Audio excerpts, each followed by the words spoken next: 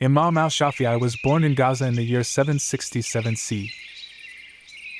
His father passed away when he was very young, and his mother moved with him to Mecca. She wanted him to grow up in the sacred city and be surrounded by scholars. By the age of 7, he had memorized the entire Qur'an. His teachers were astonished at his memory and focus. At 10 years old, he memorized al-Muwatta, the famous book of hadith by Imam Malik.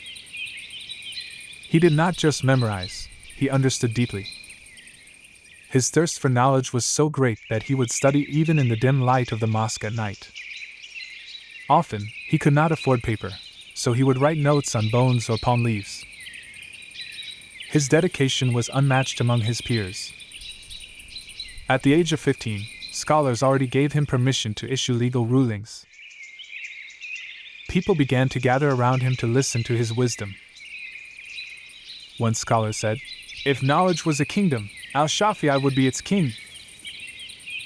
His eloquence in speech and poetry amazed both the learned and the ordinary. He traveled to Medina to meet Imam Malik in person. There, he impressed Imam Malik so much that he became one of his closest students. His life teaches us that early dedication builds a foundation for greatness. He became one of the 4 great Imams of Islamic jurisprudence. His legacy still guides millions today. And it all began with a boy in Mecca who loved the Quran more than anything else.